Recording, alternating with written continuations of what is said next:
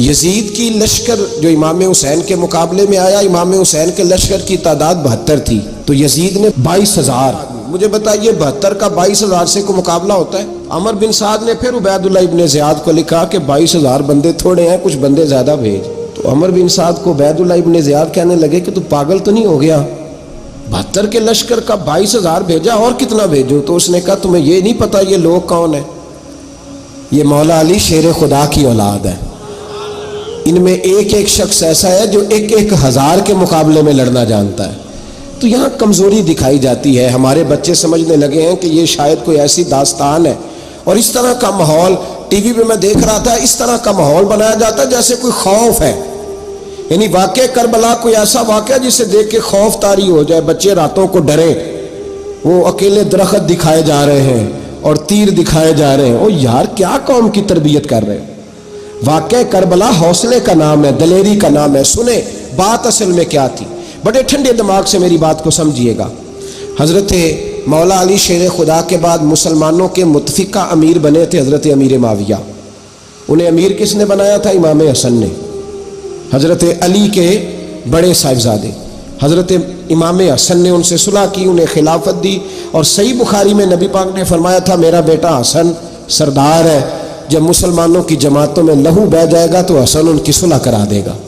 وہ صلح امام حسن نے کرائی، جناب امیر معاویہ امیر بن گئے۔ حضرت امیر معاویہ رضی اللہ تعالیٰ عنہ بڑا پیار کرتے تھے نبی پاک سے، بڑا احترام کرتے تھے حضور کے خاندان کا۔ ان کی جو اجتہادی خطائیں ہیں وہ اپنی جگہ پہ موجود ہیں، چونکہ امام حسن نے ان سے صلح کر لی، لہذا ہم بھی ان کے بارے میں کوئی جملہ کہنے کے مجاز، ہماری مجبوری امام حسن ہے، اس لیے کہ جسے امام حسن صحیح کہے پھر امام حسن کے ماننے والے کو اسے غلط نہیں کہنا چاہیے۔ حضرت امیر معاویہ رضی اللہ تعالیٰ عنہ کا جب وصال ہوا تو حضرت امام حسن پہلے ہی ان سے وصال کر گئے، آپ کو زہر دے دیا گیا، آپ شہید ہو گئے۔ امام حسین موجود تھے، تو یزید کے بارے میں لوگوں نے کہا جناب امیر معاویہ سے کہ یہ ٹھیک ہے، مناسب ہے، اور بہادر ہے، دلیر ہے، وہ جو ہوتے ہیں نا خوش آمدی ٹولہ۔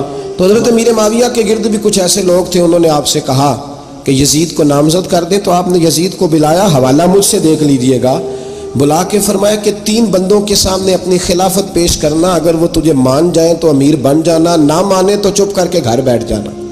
وہ 3 بندے کون ہیں؟ جناب عبداللہ ابن عباس، حضرت عبداللہ بن زبیر، اور امام حسین رضی اللہ تعالیٰ عنہ۔ یہ وصیت فرمائی جناب امیر معاویہ۔ ہوا یہ کہ یزید جب امیر بنا نا، 2-3 چیزیں ہوتی ہیں جب کسی بندے کو قابو کرنا ہوتا ہے، 2-3 4-5 چیزیں ایسی ہوتی ہیں جس سے بندہ قابو آتا ہے۔ تو اس نے بھی فوری طور پہ، یزید نے دیکھا میرے لیے مسئلہ کیا بن سکتا ہے۔ ولید بن عتبہ اس وقت مدینے کا گورنر تھا، یزید نے اس کو خط لکھا کہ امیر عرب کا رواج آج بھی ہے کہ جب تک نئے خلیفہ کی بیعت نہیں ہو جاتی پرانے کے انتقال کی خبر ہی نہیں دیتے، اس کو رکھے رکھتے ہیں، یہ ان کا طریقہ ہے۔ وہ کہتے ہیں کہ ولی عہد اچھی طرح قبضہ کر لے پھر بتائیں گے۔ حضرت امیر معاویہ کا وصال ہو گیا، بتایا نہیں۔ یزید نے اب کیا کیا، کیونکہ بڑا چلاک آدمی تھا، بڑا شاطر تھا، بڑا تیز تھا، اس نے ولید کو خط لکھا، کہنے لگا کہ فوری طور پہ عبداللہ ابن عباس کو بلاؤ اور اسے کہو میری بیعت کریں۔ یہ جو بیعت ہوتی تھی نا، یہ بھی سن لے کیا ہوتی تھی، یہ بیعت حلف ہوتا تھا کہ میں اللہ رسول کے نام پہ حلف دیتا ہوں کہ میں یزید کی اطاعت کروں گا، میں اس کے خلاف کوئی بغاوت نہیں کروں گا۔ کوئی یہ بیعت لوگ سمجھتے ہیں کہ بس ہاتھ پکڑنے کا نام بیعت تھا، اس بیعت کا متبادل جمہوری ملکوں کے اندر ووٹ آیا ہے۔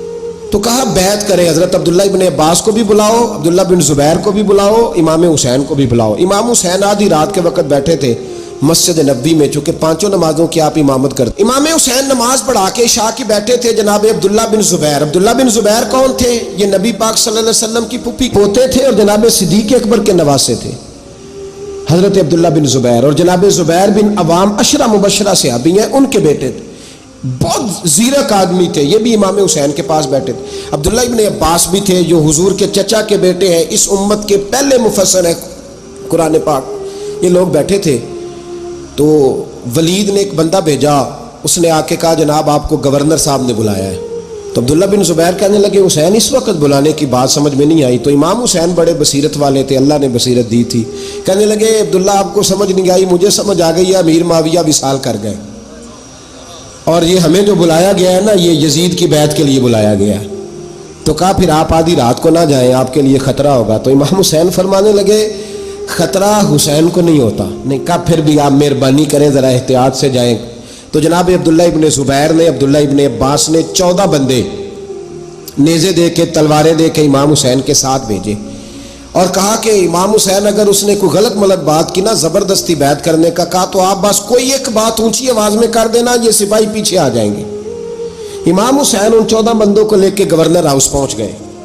جب آپ وہاں پہنچے، اس نے بتایا، اس نے کہا جی حضرت امیر معاویہ انتقال کر گئے اور آپ نے یزید کی بیعت کرنی ہے۔ تو امام حسین فرمانے لگے میں چھپ کے بیعت نہیں کروں گا، مجمع لگاؤ، جمعے والے دن اعلان کرو، جو طریقہ ہے حضرت ابوبکر صدیق کا، جو طریقہ ہے حضرت عمر فاروق کا، جو انداز حضرت عثمان غنی کا ہے، جو مولا علی کا ہے، سر عام اعلان کرو، اگر ساری دنیا یزید کی بیعت کرے گی تو میں بھی تیار ہوں۔ تم مجھ سے بیعت لے کے پھر لوگوں کو بتانا چاہتے ہو کہ حسین بیعت ہو کر رہے ہیں تو تم کیوں نہیں کر رہے؟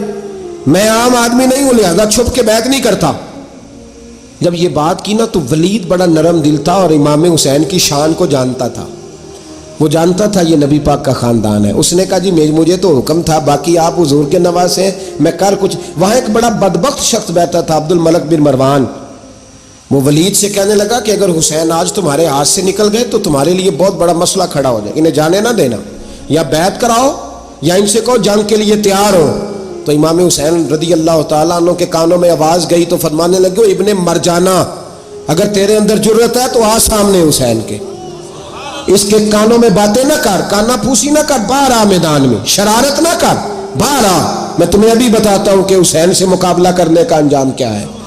یہ کہہ کہ امام حسین باہر نکلے، اپنے بھائی محمد بن انفیہ کو بلایا، عبداللہ بن زبیر، عبداللہ ابن عباس، ڈھیر سارے لوگ اکٹھے ہو گئے۔ فرمایا یہ معاملہ ہے، اب کیا کرنا ہے؟ تو وہ کہنے لگے حضور وقت ابھی مناسب نہیں ہے، آپ اس طرح کریں یہاں رکے، ہم مکے سے، عراق سے، کوفے سے لوگوں کو بلاتے ہیں، یہاں ایک بڑی مجلس مشاورت قائم کرتے ہیں۔ امام حسین فرمانے لگے اگر تم مشاورت قائم کرو گے تو ولید اور عبد الملک بن مروان وہ تو جنگ کرنے کو تیار ہیں، اور نبی پاک نے فرمایا ایک مینڈا ہوگا جس کی وجہ سے مدینے کی گلیوں میں لہو بہے گا۔ فرمانے لگے میں وہ بکرا، وہ مینڈا نہیں بننا چاہتا۔ کہا پھر آپ کیا کریں گے؟ تو امام حسین رو پڑے، فرمانے لگے میں مدینہ چھوڑ جاؤں گا لیکن مدینے کی حرمت پامال نہیں ہونے دوں گا۔ امام علی مقام آدھی رات کے وقت نکلے، سیدہ فاطمہ کا دروازہ ایک اس دن تھا جس دن حضرت مولا علی کوفے چلے گئے تھے، اور دوبارہ آج تالا لگا جب امام حسین نکلے۔ آپ جنت البقیع کے پیچھے کھڑے ہو کے حضور کا روضہ دیکھنے لگے، اس وقت گنبد تو نہیں ہوتا تھا، روضہ دیکھنے لگے۔ نانا تیرے کرم کے خزینے کی خیر ہو، میں جا رہا ہوں تیرے مدینے کی خیر ہو۔ سارا خاندان لے گئے، مکے تشریف لے گئے، حج کے ایام قریب آنے والے تھے۔ امام حسین نے وہاں لوگوں سے باتیں کی۔ جب امام حسین وہاں پہنچے تو کوفے سے خط آنے لگے۔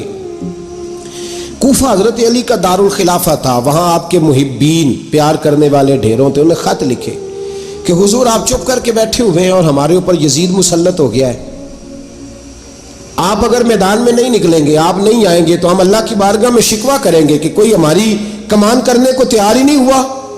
اور وہ خط 1 2 3 نہیں آئے، وہ خط اتنے تھے کہ 3 بوریوں میں بھرے تھے امام حسین، 3 بوریوں میں۔ اب مجبوری ہو جاتی ہے، حق کے لیے کئی دفعہ بات کرنا مجبوری ہوتی ہے، اگر نہیں کرے گا تو پھر اس کو بھی قبر میں جواب دینا پڑے گا۔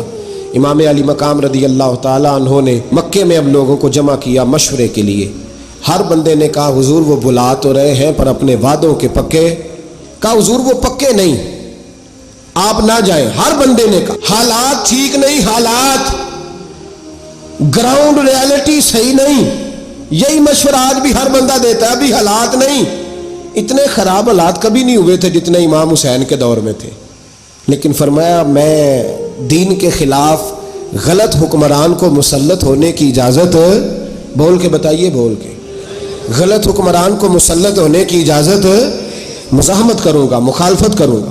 امام کہنے لگے کوئی بات نہیں، وہ میرے ساتھ چلے نہ چلے لیکن میں کوفے جاؤں گا، وہ لوگ میرے ساتھ کھڑا ہونے کو تیار ہے تو وہ جھوٹ ہے یا سچ ہے پر میں چلوں گا۔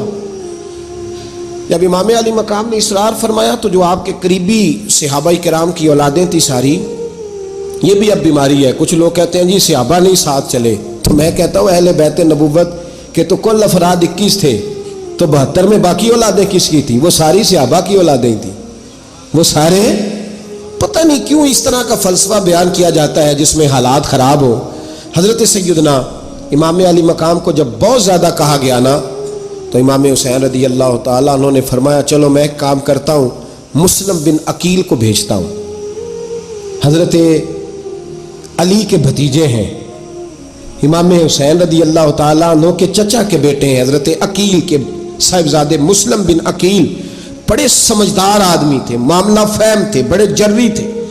اتنا زبردست مشورہ کم لوگ دیتے ہیں جتنا حضرت مسلم بن عقیل دیتے تھے. ان کو بھیجا گیا کوفے.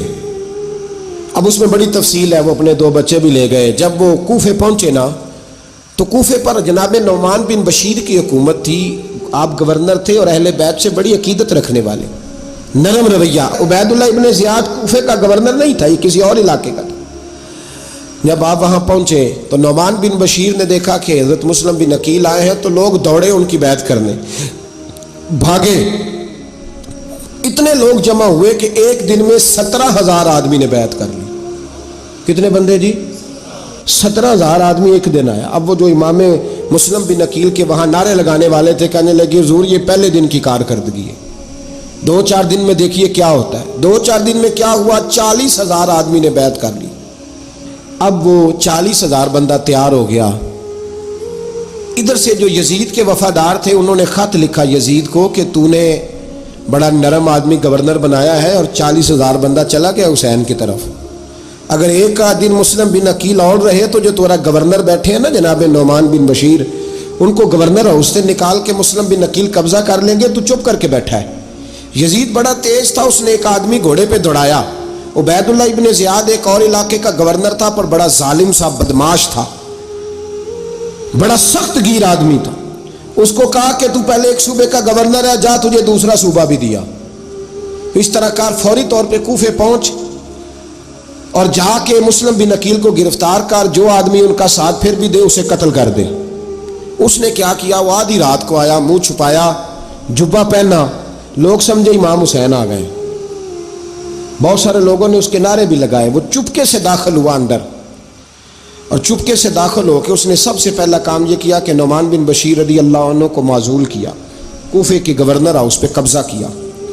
پھر اس نے اسی وقت سوئے ہوئے سرکردہ لوگ، جس طرح ایک گاؤں کا چودھری دوسرے کا محلے میں قبیلوں کے جو لوگ تھے چودھریوں کو بلایا، کچھ کو سزائیں دیں، کچھ کو سخت کہا، کچھ کو ان کے عیب گنوائے کہ وہ تمہارا فلانا مسئلہ پھر خراب کر دوں گا، بلیک میل کیا. صبح ہونے تک حالات اگر تم نے میرے قابو میں نہ کیے تو یاد رکھنا بڑا مشکل ہوتا ہے حق پہ کھڑا ہونا. بڑی چیزیں لوگوں کو یاد آتی ہیں، اللہ جانتا ہے. پہلے کچھ ہوتا ہے، بعد میں معاملہ کچھ ہوتا ہے. حضرت مسلم بن عقیل کے ساتھ جس دن عبید اللہ ابن زیاد آیا 40,000 کا لشکر تھا. اگلے دن صبح ہوئی، اگلے دن تو یہ حال ہو گیا کہ آپ جب کوفے کی جامع مسجد میں زور کی نماز کے لیے گئے تو 5-7 ہزار آدمی نماز پڑھنے آیا. اور جب مغرب کا وقت آیا تو لوگوں نے چند ہزار لوگ رہ گئے، نماز کی نیت باندھی. توجہ کرنا میری بات پہ، ایک مسئلہ بھی سمجھ میں آئے گا. لوگوں نے نماز کی نیت باندھی تو حضرت مسلم بن عقیل امامت کر رہے ہیں، ہاتھ باندھے ہوئے ہیں. تو بہت سارے لوگوں نے پیچھے ہاتھ چھوڑ دیے. ایک بندے نے دوسرے سے پوچھا وہ ہاتھ کیوں نہیں باندھتے؟ کہنے لگے اگر عبید اللہ ابن زیاد کے کسی بندے نے دیکھ لیا نا تو ہم اسے کہیں گے ہم تو نماز پڑھ ہی نہیں رہے تھے، ویسے ہی کھڑے تھے، ہاتھ ہی نہیں باندھے سرے سے. جب نماز کی امامت باندھی تو 10-11 صفیں تھیں. جب مسلم بن عقیل رضی اللہ تعالیٰ عنہ نے سلام پھیرا تو پیچھے بندہ ہی کوئی نہیں تھا. حضرت مسلم بن عقیل کو گرفتار کیا گیا. عرب کا رواج تھا دشمن کو سخت سزا دیں تاکہ باعث عبرت بنے. بہت اونچا مینار تھا کوفے کا گورنر ہاؤس کا، اوپر لے جا کے جناب مسلم بن عقیل کو زمین پہ گرایا گیا. اور جب وہ شہید ہو گئے تو شہید ہونے سے ایک رات پہلے وہ خط لکھ چکے تھے امام حسین کو کہ آپ آ جائیں، حالات بڑے اچھے ہیں. خط ملا تو امام حسین مکے سے کوفے کی جانب چل پڑے. امام علی مقام رضی اللہ تعالیٰ عنہ جب چل پڑے تشریف لا رہے تھے تو رستے میں فرزق شاعر ملا، بڑا محب اہل بیت تھا. رستے میں ملاقات ہوئی، اللہ اکبر. حضرت مسلم بن عقیل جب گرایا شہید ہو گئے تو پھر اس نے اس طرح کیا کہ آپ کی لاش کو لٹکا دیا چوک میں. لوگ دیکھتے تھے تو عورتیں بچوں کو کہتی تھی تو نے باہر نہیں نکلنا, ہم نے نہیں امام حسین کے ساتھ چلنا, بس بڑا خوف ہے, کوئی بندہ نہ باہر نکلے, کوئی نہیں ضرورت ہمیں, حالات بہتر ہوگی تو دیکھی جائے گی. آج کتنے لوگ ہیں, کتنی دیگیں پکی, کتنی نیازیں بٹی, کیا کچھ ہوا.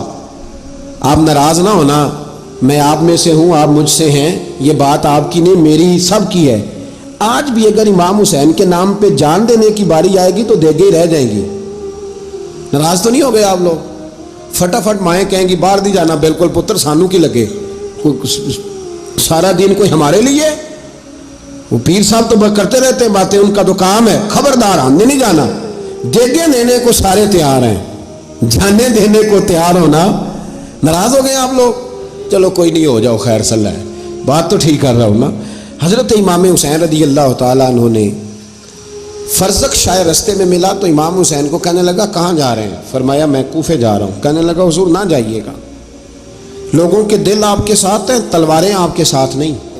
سیدنا امام حسین رضی اللہ تعالیٰ عنہ کو آ کے کہا حضور وہ سارے کوفے والے مانتے ہیں کہ بات حسین کی ٹھیک ہے لیکن آپ کی سپورٹ نہیں کریں گے.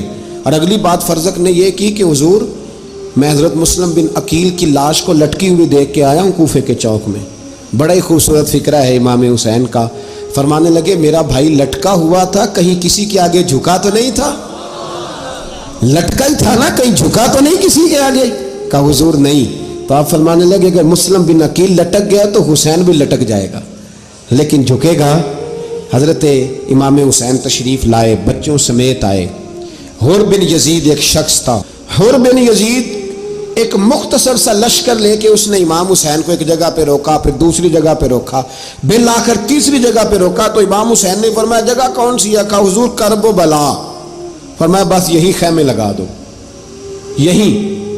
حضرت سیدہ زینب نے پوچھا امام حسین سے کہ سارے زمانے نے روکا ہے, ٹھیک ہے آپ حق پہ ہیں, یہ بھی سب نے کہا ہے آپ حق پہ ہیں, پر روکا بھی سب نے, آپ روکے کیوں نہیں؟ تو ابن کثیر اور ابن اسیر لکھتے ہیں کہ امام حسین رو پڑے, کہنے لگے بہن میں رک جاتا پر میں نے رات کو نانا مصطفیٰ کو خواب میں دیکھا ہے. تو حضور نے فرمایا حسین اگر آج یہ رواج پڑ گیا نا یزید جیسے لوگوں کا تو قیامت تک پڑا رہے گا. پھر لوگ کہیں گے کوئی نکلا نہیں تھا تو ہمیں بھی نکلنا. پھر لوگ ظالموں کے سامنے گردنیں جھکانے کے عادی ہو جائیں. میں کہتا رہتا ہوں, کہہ رہا ہوں, کربلا کی جنگ کفر اسلام کی جنگ نہیں, کفر اسلام کی جنگ نہیں کربلا کی. کیونکہ یزید تو بڑا پکا نمازی تھا, خطبہ دیتا تھا. وہ تو جب امام حسین رضی اللہ تعالیٰ عنہ نے کربلا کے میدان میں جمعے کا دن تھا تو یزید کے سامنے کو بات کرنی شروع کی, عمر بن سعد کے سامنے. تو عمر بن سعد کہنے لگا حسین زیادہ باتیں نہ کر, ہمارا جمعہ لیٹ ہو رہا ہے, جنگ کے لیے تیار ہو, فٹافٹ آ. اہل بیت نبوت کو قتل کریں گے اور قتل کے بعد پھر نماز پڑھیں گے اور پھر کہیں گے اللہم صلی علی محمد وعلی آل محمد, اسی نماز میں پھر درود بھی پڑھیں گے. یہ کیسا مرتبہ ہے, کیسا انداز ہے. دوستی قاتل سے بھی مقتول سے یارانہ بھی. امام حسین نے حر بن یزید امام حسین سے کہنے لگا مجھے حکم ہے آپ کو روکنے کا, آپ آگے نہیں جا سکتے. امام صاحب نے فرمایا وجہ زمین اللہ کی ہے. اس نے کہا آپ بیعت نہیں کر رہے, یزید کی حالات آپ کے حق میں درست نہیں ہیں, آپ نہیں جائیں گے. امام روک گئے. ظہر کی نماز کا وقت ہوا تو حضرت علی اکبر امام حسین کے بڑے صاحبزادے انہوں نے اذان ظہر پڑھی تو حر بن یزید کے لشکر نے امام حسین کے پیچھے نماز ادا کی. کہا بھئی تم مقابلے میں آئے ہو, نماز پیچھے پڑھتے ہو؟ کہا حضور مقابلہ تو تلواروں سے کر رہے ہیں پر ہمارا دل تو مانتا ہے نا کہ مصطفیٰ کا نواسہ بڑی شان والا ہے. حر بن یزید نے 3 نمازیں لشکر سمیت امام حسین کے پیچھے پڑھی ہیں, 3 نمازیں, ظہر اثر اور مغرب. پھر امام حسین کے سامنے شرائط پیش کی کہ آپ کو یہاں گھیر لیا گیا ہے, یہاں آپ بیعت کریں گے, یہاں جنگ کریں گے, 2 ہی باتیں. امام حسین نے فرمایا نہیں بھائی بیعت تو میں نہیں کرتا, اس کے علاوہ تم جو کہتے ہو میں کرنے کو تیار ہوں.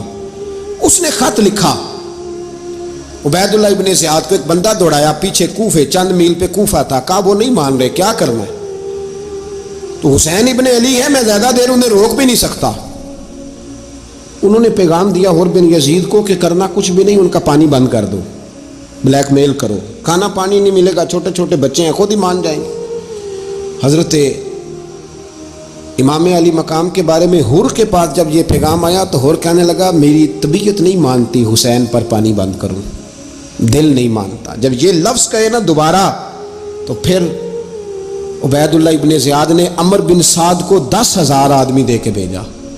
का हुर बिन यजीद लचक दिखा रहा है हुसैन के हक में। एक रे का इलाका था, बड़ी वहाँ फसल होती थी, लोग कोशिश करते थे वहाँ का गवर्नर बनने की कोशिश करते थे। तो उबैदुल्लाह इब्ने ज़ियाद कहने लगा तुम्हें रे की गवर्नरी मिलेगी, सबसे सरसब्द शादाब इलाका, तुम्हें वहाँ का गवर्नर बनाया जाएगा अगर हुसैन के खिलाफ लड़ोगे। ये इतनी ज़बरदस्त होती हैं गवर्नरियाँ कि गवर्नरियों के लिए लोग नस्ल रसूल के खिलाफ भी निकल आते हैं। ये इतनी तगड़ी होती हैं, इतनी जल्दी वफादारियाँ बदलती हैं। वक्त इतना नहीं कि मैं मज़ीद तफसील में जाऊँ। इमाम हुसैन को रोक लिया गया, अमर बिन साद ने रोक लिया। यकम मुहर्रम को इमाम आए, 7 मुहर्रम तक रोका गया, 7 मुहर्रम को पानी बंद कर दिया। जानवर पानी पीते थे, घोड़े पीते थे, कुत्ते पीते थे, लेकिन मुस्तफ़ा के घराने को पानी पीने की इजाज़त 3 दिन तक पानी बंद रहा। 9 मुहर्रम को अमर बिन साद ने और लोग बुलाए। शिमर एक बड़ा सख्त आदमी था, संग दिल बदबख्त, जिसने हज़रत अली असगर के गले पर तीर मारा था, वो और लश्कर लेके आया। रात को कहने लगा इमाम हुसैन रज़ी अल्लाह तआला अन्हु से कि बस बड़ा हो गया, ये 9-10 मुहर्रम की दरमियानी रात, या आप जंग करेंगे या आप बैत करेंगे, 2 ही बातें। इमाम हुसैन अंदर गए, सैयदा ज़ैनब से मशवरा किया, बाहर आए, फरमाया बात वही है जो पहले दिन वाली है। इमाम हुसैन रज़ी अल्लाह तआला अन्हु ने फरमाया भाई बैत तो मैं नहीं करता, बाकी जो तुम्हारा प्रोग्राम है। शिमर और इब्ने साद कहने लगे फिर जंग के लिए तैयार हो जाएं। क्या अंदाज़ है इमाम हुसैन का। फरमाने लगे कल जंग करूँगा, मुझे पता तो है जंग का नतीजा क्या निकलना है, एक रात मुझे दे दो ताकि मैं खुल के अपने रब की इबादत तो कर लूँ। हुसैन ने जाना है, मुझे पता है कल रिजल्ट 72 और 22,000 का क्या एक रात मुझे दो, मैं मालिक से राज न्याज तो करूं। मैं गोया उससे पूछूं तो सही कि मालिक मेरे वालिद भी शहीद हैं, भाई भी शहीद हैं, नाना को भी दुखों में देखा है, तो अब मेरी बारी है, तो मालिक मैं हाजिर हूं, मुझे मौका तो दो। इसलिए कि मेरे नाना ने बदर में भी सारी रात इबादत की थी, सुबह मुझे मौका दो। और दुनिया का उसूल है जब कोई मौका मांगता है तो दिया जाता है। ये दोनों कहने लगे कोई मौका नहीं। हुर बिन यजीद पीछे से बोला, कहने लगा नहीं बदतमीजी ना करो, हुसैन को मौका दो, तुम्हें देना पड़ेगा। मौका दिया। हुर बिन यजीद ने फिर मिन्नत की, कहा हुजूर आप मेहरबानी करें मान जाएं। फरमाया मानने वाला खाता कोई नहीं, ये बड़ा मुश्किल काम है भाई। ज़मीर का सौदा अब तो आम हो गया, बाजार लगते हैं, रेट लगते हैं, अपनी अपनी चाहतों पे लोगों ने अपने अपने अंदाज सजाए हुए। कोई आदमी बस अच्छे तरीके से नाम ले ले तो बस हम उसके पीछे चल जाते हैं। अब तो आम हो गया ये मामला। इमाम हुसैन ने फरमाया हो ही नहीं सकता, मुमकिन ही नहीं है। सारी रात इबादत में गुजरी, रियाजत में गुजरी। तहज्जुद का वक्त हुआ तो घर वालों को बुलाया, फरमाया देखना तुम्हारी सी की आवाज़ ना बाहर आए, खबरदार सी की आवाज़ ना आए। और इमाम ज़ैनुल आबिदीन से फरमाया तू बीमार है, तू जिहाद नहीं करेगा, लेकिन ख्याल रखना पीछे। और बड़ी कीमती बात बता रहा हूँ, हमारी बीवियाँ किसी के घर मैयत हो जाए तो 4 दिन बुखार नहीं उतरता। इमाम अली मकाम ने सैयदा ज़ैनब से फरमाया तू बड़ी है, मेरी बहन है, पीछे सारे बच्चे हैं, जवान हैं, इनके हौसले तेरी जिम्मेदारी हैं। सुबह जंग का तबल बजने लगा, फजर की नमाज पढ़ी, सूरज चढ़ा, 10 मुहर्रम का दिन, जुमे का वक्त। जनाब सैयदना इमाम हुसैन रज़ी अल्लाह ताला अन्हु ने रेत पर सजदे किए, लंबे सजदे, लंबी नमाज। सूरत शम्स की आयात दूसरी रकत में पढ़ी तो सारा करबला गूंजने लगा। क्या अंदाज़े तकल्लुम था इमाम अली मकाम का। नमाज मुकम्मल हुई तो हुर बिन यजीद, अमर बिन साद और शिमर से कहने लगे वाकई हुसैन से लड़ोगे, पता नहीं कौन है। कुल्ला सालुकुम अलैहि अजरन, तुमने नहीं पढ़ा इल्लल मवद्दत फिल कुर्बा, तुम्हारी आंखें बंद है। अल हसन वल हुसैन सय्यदु शबाब अहले जन्नह, तुम्हें नहीं पता। कहने लगा चुप कर, हुकूमत नजर आ रही है। और बिन यजीद कहने लगे फिर मेरा भी फैसला सुनो, मुझे हुकूमत नहीं चाहिए, मुझे जन्नत चाहिए। हुकूमत नहीं चाहिए। इमाम हुसैन की पहली फतह देखें, और बिन यजीद एड़ी लगा के ना यजीद के लश्कर से निकल के इमाम हुसैन के लश्कर में शामिल हो गया। और पहला शख्स जिसने इमाम हुसैन को रोका इमाम हुसैन के नाम पर पहला सर भी इसी शख्स ने कटाया है, लेकिन यजीद की कब्र पे लानत भी कोई नहीं बरसाता। उसका महल था बहुत बड़ा, लेकिन जब लोग करबला में इमाम हुसैन को सलाम करने जाते हैं तो कदमों में हुर बिन यजीद का मज़ार भी बना हुआ है, उसको भी सलामी दी जाती है। और अब हम अकेला हुर बिन यजीद नहीं कहते, हम कहते हैं हुर बिन यजीद रदी अल्लाह ताला। अब हम इतनी ताजीम करते हैं उस हुर की। जनाबे इमाम हुसैन को मैदान में खड़ा किया गया, जिहाद का तबल बजा, पहले खुद्दाम आए। और सुन लो, आज वो पता नहीं बाजारी से लोग चढ़ गए स्टेजों पे, बाजारी से, ना चेहरे पे दाढ़ी है ना सर पे कोई कपड़ा है, बाजारी लोग हैं, भाग रहे हैं, बाजू चढ़ाए हुए हैं, बटन खोले हुए हैं, तमाशा बना दिया। सुनने वालों का भी अल्लाह ही हाफिज है, वो स्टेज पे अहले बैत की शान बयान करता है, भाग के उधर जाता है। ये कोई तरीका है? सुनने वालों का भी अजीब अंदाज है, हर बंदे को सुनने बैठ जाते हैं। दीन मुहज्जब है, तहजीब वाला है, दलाइल रखता है, दीन वकार रखता है, ऐसे लोग अब दीन बयान करेंगे। हजरत सैयदना इमाम हुसैन रज़ी अल्लाह ताला अन्हु सुबह जब जिहाद का वक्त आया, पता है कौन कौन थे करबला में? इमाम हुसैन के साथ इमाम हुसैन के 4 भाई थे करबला में। कितने? बोल के बताएं। हजरत अली के 4 बेटे, अब्बास बिन अली, जिनको हजरत अब्बास कहा जाता है ना, अलमदार, ये हजरत अली की दूसरी ज़ौजा में से। अब्बास बिन अली भी थे और अबू बकर बिन अली भी थे, उमर बिन अली भी थे, उस्मान बिन, ये हजरत अली के बच्चों के नाम हैं। ये आपके शहजादे इमाम हुसैन के साथ शहीद हुए। इनका नाम सिर्फ इसलिए नहीं लिया जाता कि इनका नाम खुलाफाए सलासा के नाम पे, हजरत अली ने अपने यारों के नाम पे रखा है, तो तुमने करबला के मैदान से खारिज कर दिया। ये तीनों शहजादे हजरत जनाब सैयदना इमाम हुसैन के साथ थे, ये भी शहीद हुए। हजरत जनाब ज़ैनब इमाम हुसैन की सगी बहन है, इनके 2 बच्चे थे, औन और मोहम्मद। जब इमाम हुसैन मैदान में जाने लगे तो जनाब ज़ैनब बच्चों से कहने लगी, ना पहले भाई नहीं जाएगा, पहले भांजे जाएंगे। 2 बच्चे शहीद हुए। हजरत कासिम बिन हसन इमाम हसन के बेटे थे, वो जब मैदान में जाने लगे तो इमाम हुसैन ने कहा, नहीं भाई तू नहीं जाएगा, तू मेरे भाई की निशानी है, मैं जाऊंगा। तो हजरत कासिम बिन हसन ने एक तावीज़ खोल के दिया। अब्बा जी, मेरे वालिद ने कहा था जब बड़ी मुश्किल आ जाए तो तावीज़ खोल के देखना, तो आज बड़ी मुश्किल आई है तो मैंने तावीज़ खोला है, तो ये देखें क्या लिखा है।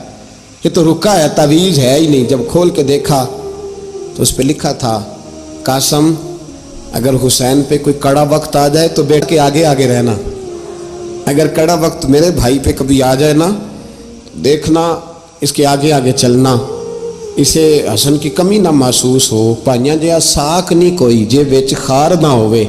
सैयदना इमाम हुसैन पहली दफ़ा करबला में उस वक़्त रोए जब ये रुका, आपने देखा तो फरमाया, ठीक है, अगर हसन की ये वसीयत है तो मैंने ज़िंदगी में अगर उनकी हर बात मानी है, अब भी मानूंगा, तुम्हें इजाज़त है। जनाब कासिम बिन हसन 16 साल का जवान जब मैदान में निकले तो हाय हाय पता नहीं कहाँ से आ गई है। इमाम कासिम बिन हसन जब मैदान में निकले तो तबरी से लेकर अल्लामा अबुल हसनात साहब सबको पढ़ के तो देखो, 3 दिन की प्यास है, शदीद आजमाइश है, दुख है, तकलीफें हैं, फिर भी पहली दफा जब मैदान में गए हैं, वापस आए हैं, 19 लोगों को कत्ल करके वापस आए। सुनाओ किस्सा खैबर को, तमामी अपने बच्चों को। अली की दास्तां सुन के दिलों से डर निकलता है, अली की दास्तां सुन के दिलों से, ये जो बच्चे डर रहे हैं ना, वो हो चिमगादड़ आ गई, काकरोच आ गया, ये खौफ निकल जाएगा अगर हजरत कासिम बिन हसन की बात सुनेंगे। दर्जनों लोग आपने कत्ल किए। एक दफ़ा आए, कहा चाचा यजीद का लश्कर तो बड़ा ही बुज़दिल है, अगर चंद कतरे पानी मेरे हलक से गुजरे तो मैं सारे काट के ले आऊँगा आपके पास, चंद कतरे। लेकिन थोड़ी देर गुजरी, अमर बिन साद कहने लगा, अकेले अकेले जाओगे तो अली का पोता है, ये सबको मार देगा, इकट्ठे जाओ। चारों जानब से तीर बरसे, एक तीर लगा आके गर्दन के पीछे, बस जनाब सैयदना कासिम बिन हसन घोड़े से नीचे गिरे। तो जनाब ज़ैनब हौसला करके आंसू समेट के कहने लगी, मैं देख रही हूँ पर्दे के पीछे से हुसैन मेरे भाई का बेटा गिर गया है, जा उसे उठा के ला। हज़रत इमाम हुसैन उनको उठा के लाए تو امام حسین نے سینے سے لگایا ہوا تھا تو ان کے پیر، ان کا قد لگتا تھا امام حسین سے زیادہ ہے، اٹھا کے لایا، لٹا دیا گیا۔ امام حسین کے اپنے بڑے بیٹے میدان میں نکلنے کو، علی اکبر نام ہے، جب جن لوگوں نے حضور کو نہیں دیکھا تھا وہ جب کہتے نا ہم نے نبی پاک کا دیدار نہیں کیا تو بتاؤ کس طرح کے تھے، تو بتایا جاتا تھا کہ جناب علی اکبر کا دیدار کرو، ہم شبیہ مصطفیٰ۔ اور جب وہ گلیوں میں نکلتے تھے تو عورتیں چھتوں پہ چڑھ جاتی۔ جناب علی اکبر رضی اللہ تعالیٰ عنہ تلوار لے کے میدان میں نکلے، جوان بیٹے دینے بڑے مشکل۔ او یارو رٹا کیا ہے یہ تو بتاؤ، کہ ظالم آدمی حکمران، یار یہ رٹا ہے، ایک ظالم کا رستہ روکنا ہے، اس رٹے کے لیے ہم شبیہ مصطفیٰ۔ جناب سیدنا امام علی اکبر میدان میں نکلے، بڑے لوگ مارے، بڑے، پھر ایک تیر ان کے بھی گلے میں لگا، اور جب وہ گرے نا زمین پہ تو حضرت امام حسین دوڑ کے آئے، دوڑ کے، اور جب تشریف لائے تو ان کے گلے سے تیر کھینچا تو ایک جملہ لکھا ہے صاحب تبری نے، اس نے حد کر دی، کہنے لگے تیر کھینچا تو امام حسین کی آنکھوں میں آنسو آئے، کہنے لگے کاش جناب ابراہیم آج میرے سامنے ہوتے تو میں انہیں کہتا کہ آپ نے تو بیٹا ذبح کرتے وقت آنکھوں پہ پٹی باندھی تھی، دیکھو میں کھلی آنکھوں سے بچے ذبح کر رہا ہوں، کھلی آنکھوں، کاش جناب ابراہیم خلیل ہوتے تو انہیں کہتا۔ جناب علی اکبر بھی شہید ہوئے۔ حضرت علی اصغر کو تو اچانک اٹھایا تھا امام حسین، باہر نکلے تو گردن پہ تیر لگا تو 6 مہینے کا بچہ وہ بھی شہید ہوا، خون اچھالا آسمان کی طرف تو کہا مولا دیکھ لے، میں نے 6 مہینے والا بھی نہیں بچایا، وہ بھی دے دیا ہے۔ پھر حضرت عباس کو بیٹیوں نے کہا کہ اب نہ، کچھ کہتے ہیں پہلے شہید ہوئے، کچھ نے لکھا بعد میں، کہ اب ہم سے پانی کے بغیر نہیں رہا جاتا، تو جناب عباس پانی کا مشکیزہ لے کے نکلے باہر، ایک ہاتھ کٹا، دوسرے پہ مشکیزہ وہ بھی کٹا، پھر پانی تو بھر لیا تھا لا نہ سکے، پھر گردن کٹی تو شہید ہوئے۔ بچوں کی بھی شہادت ہوئی، پر جب ان کا لاشا اٹھایا تو امام حسین کہنے لگے مولا اب نہ حسین کی کمر کمزور ہو گئی ہے، اب کمزور ہو، اور بھائی ایک میت ہو جائے تو 4-5 دن تو پوری آنکھیں نہیں کھلتی، کیسا جری خاندان ہے۔ تھوڑی دیر گزری تو امام علی مقام نے پٹکا باندھا، سر پہ دستار باندھی، مولا علی کی تلوار پکڑی، نبی پاک کا امامہ باندھا اور گھوڑے پہ سوار ہوئے تو کہنے لگے زینب گھر تیرے حوالے اور میں اللہ کے حوالے، گھر تیرے حوالے اور میں، اور پھر امام حسین نکلے، امام علی مقام نکلے۔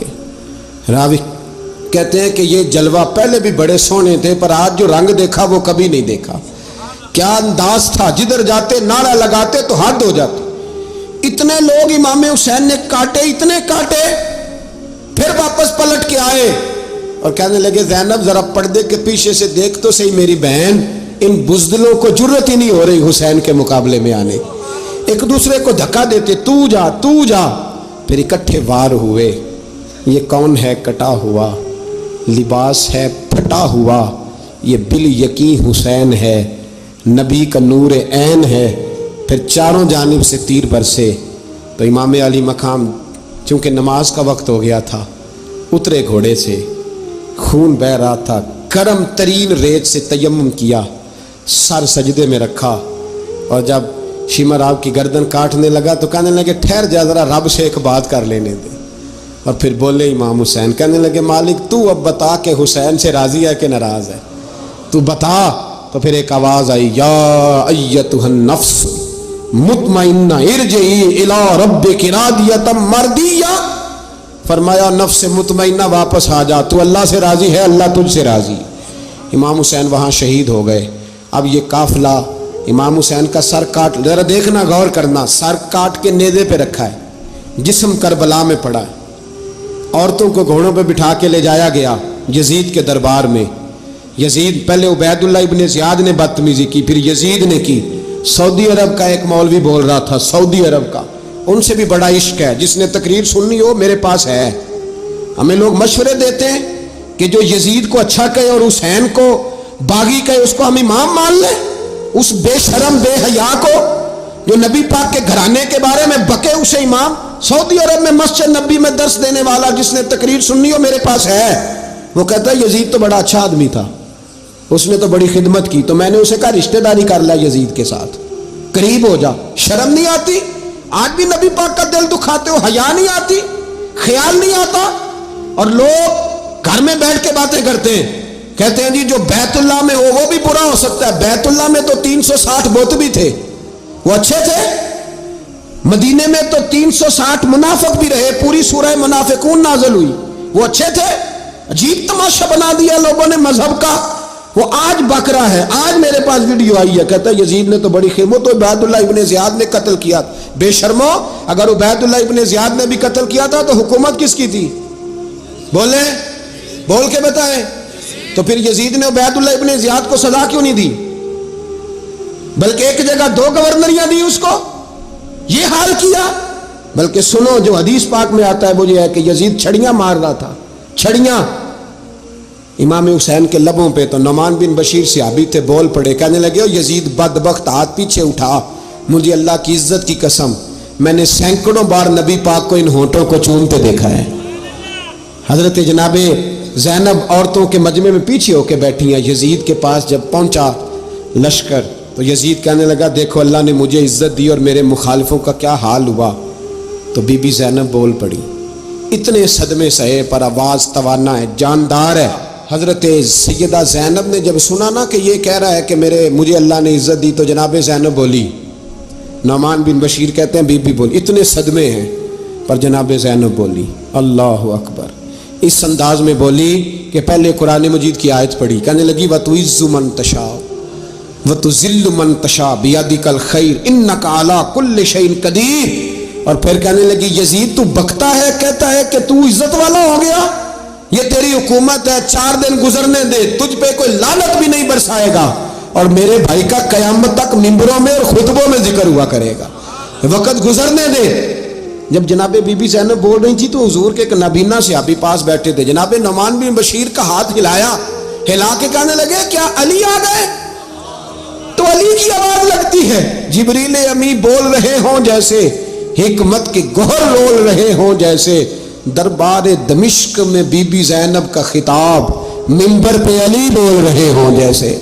میرے بھائی بس کربلا والا قافلہ تو مدینے پہنچ گیا، 3 سال یزید نے حکومت کی، شرابیں عام ہو گئیں، مکے پہ حملہ ہوا، خانہ کعبہ کا غلاف جلا، مدینے پہ اس نے حملہ کیا، 3 دن مسجد نبوی میں اس نے گھوڑے باندھے، مسجد نبوی میں صحابہ کو نکال کے اپنا اس نے امام مقرر کیا، لیکن پھر امت نے اسے قبول نہ کیا، پھر وہ رسوا ہوا اور آج تک وہ رسوا ہے۔ لیکن امام حسین کا نام کل بھی زندہ تھا اور آج بھی